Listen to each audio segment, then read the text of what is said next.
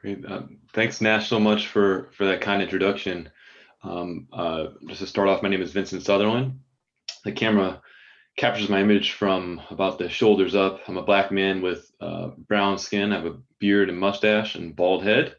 I'm wearing a blue shirt with a collar, and what appears behind me are a bunch of books, some posters, a door, and some other kind of knickknacks in a room where I'm filming this talk from. I use he, him, his pronouns. So I want to start with the premise that for some, algorithmic tools and technologies offer hope. Attracted by the promise of objectivity, neutrality, and data-driven interventions, a lot of people have turned to technological tools in the hopes they can heal what ails us all. And in the criminal system in particular, the hope is that these tools can cure the decisions that leave Black and brown people, men, women, transgender folks, non-gender conforming folks, arrested, jailed, charged, convicted, and sent to prison far more often than their white counterparts. They have turned to tools of prediction, which analyze large data sets and look for patterns to produce forecasts about people or places. They've turned to tools of surveillance, which monitor and survey people and places. But no matter what they turn to, the fundamental reality is that these tools function like a mirror. They draw on our past to shape our present and our future and reflect back to us the world that we inhabit, a world that includes warts, racism, and inequality.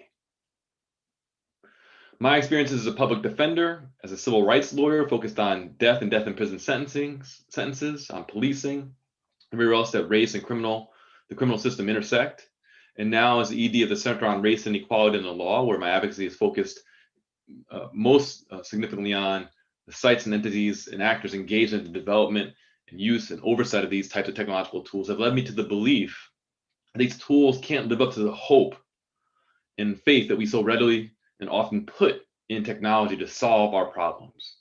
As a matter of fact, I think these tools actually make things worse because more often than not, they add a veneer of objectivity to a wholly unjust enterprise, amounting to what Ruha Benjamin and others have called a new Jim Code.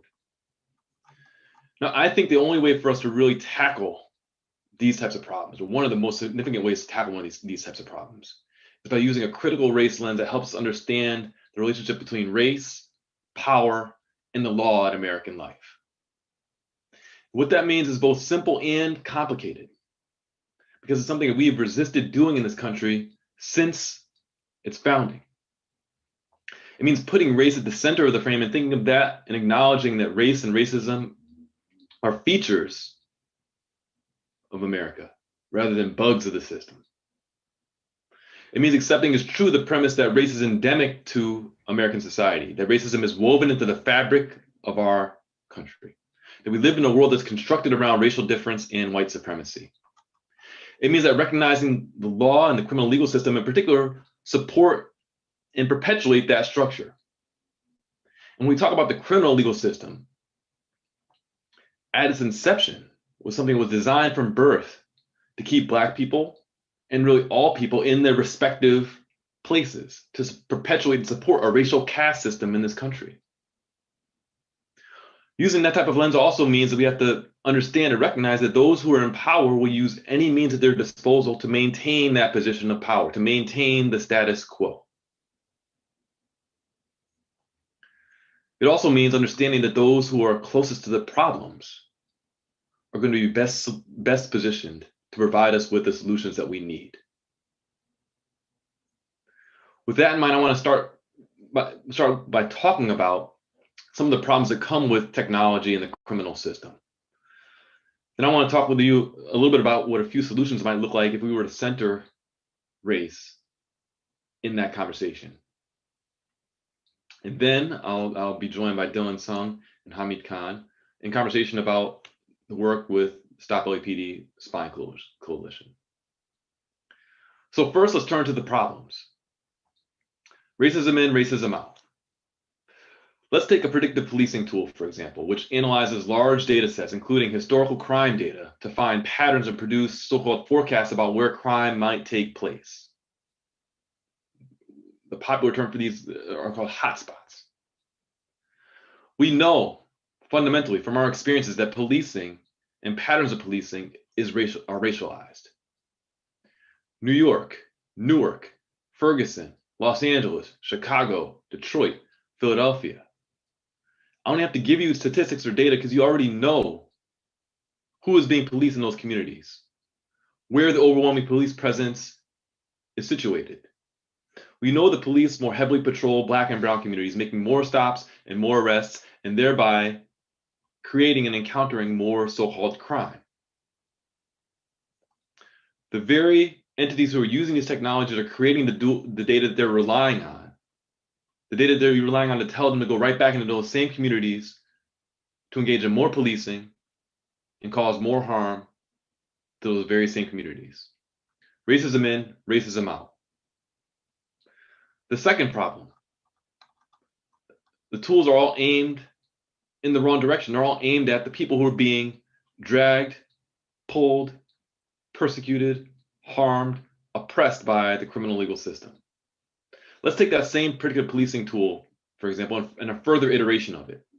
Let's move from hot spots, where you're trying to find a location where crime might take place, determine where you might allocate police resources, to hot people. Some predictive policing tools analyze social networks to try and identify who may be the victim or the perpetrator of a crime. All these tools make forecasts or predictions about those particular people, but they tell us absolutely nothing about the police who engage in violence against communities of color every single day in this country. These tools are all aimed at the people who are being consumed by the criminal legal system rather than the actors whose behaviors are the most problematic when it comes to creating racial disparities and creating harms in communities of color. The tools are all aimed in the wrong direction. The third problem, these tools perpetuate a type of digital profiling. In both the predictive policing context, where we're talking about hotspot policing, or hot people policing, we're trying to find people who may be the victim or perpetrator of a crime. These tools are all relying on recommending that you be treated in a particular way because you share some characteristics with other people. People may not have any connection with or relationship to you personally. These tools are analyzing social networks and analyzing locations on the assumption that because someone you might be connected to may be involved in criminal activity, you might be too. Your shared characteristics are what shapes your treatment. That's the very essence of profiling.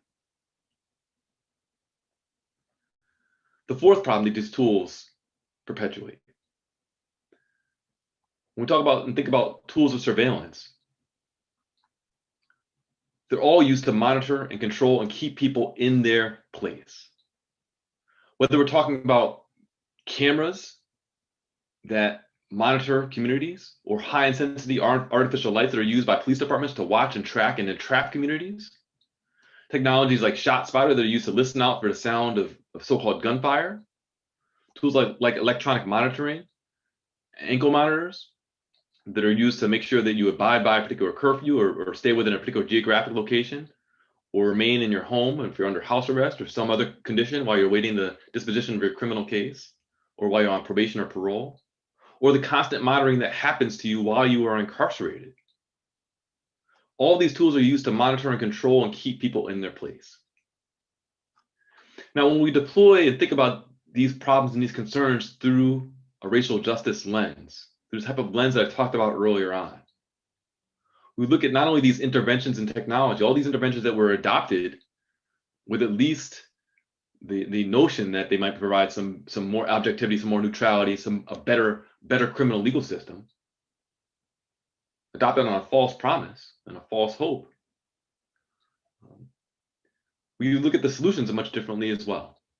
We would think about not only the data these tools rely on, it's in part those data points are are the thumbprints of a surveillance state, but they also represent the purposeful divestment from communities of color that has happened for centuries in this country. We would acknowledge the history of America's criminal legal system and think critically about the actors seeking to implement the technology to enhance or improve a system that we know has always been engaged in racialized control, in social control, always been engaged in supporting a racial caste system. We would think about the original ways in which police forces in this country were used to protect and secure property. The first police forces were those who were tasked with trying to capture people who were trying to escape enslavement. How police forces today are still used to enforce the boundaries of a colony within a nation to protect white spaces. Think Barbecue Becky or the Karens who call the police when they want to eject someone of color from their space. We think about folks like that. We think about institutions like the Los Angeles Police Department, where the head of the LAPD from 1950 to 1966 hired Marines as instructors in the police academy and embraced a paramilitary approach to policing. What's worse than that, the LAPD recruited white people from the Jim Crow South to serve as police officers, knowing that those people were the most experienced with a regime of racial segregation in the South. And while the dancers have changed, the music has stayed the same because we just learned recently that police and the LAPD were circulating among their officers a Valentine's Day themed card with a George Floyd meme and a picture with his face saying, under the words, you take my breath away. We consider about how surveillance has been used throughout American history to support enslavement, segregation, and anti-Black racism. We think about racism as the algorithm and start by working to quantify the inequity that flows from segregation, from disadvantage in education, from employment, from health, from political power, and respond to what those efforts tell us with resources and investments in communities and people rather than policing and prisons. We'd be responsive to the phenomena that drive people into the criminal legal system in the first place. We put the gaze of the tools and put the tools in the hands of communities who've been targeted for consumption by these systems and aim them at the actors of the system to challenge the bias in decision making, to challenge the ways in which these systems operate altogether. We recognize that there are no tools that can account for the trauma that our communities have suffered. We compensate people for the harms that the tools have caused, a form of digital reparations, for example. And ultimately, we would resist. We'd resist simply layering the tools onto a system in its current state, and instead look at all that data and all those tools and work to dismantle the system itself. And that's why the work that we're about to talk about with Dillon and Hamid is so very important. As an archive, it's a catalog of history. It places the master's tools in the hands of the community, and it speaks of the type of resistance that's necessary to shift the balance of power, unearth the premises that we take for granted, and bring us closer to a system that's rooted in dignity and justice, community health and community well-being, true safety. So with that, I think I want to introduce, I believe we have a video, a Stop LAPD video. So I'll let folks cue that up. And after the video, I'll be joining in conversation with Dillon Sung and Hamid Khan about Dillon's work in collaboration with the Stop LAPD Spine Coalition, a grassroots community-based organization based in LA that seeks to build community power toward the abolition of the police state.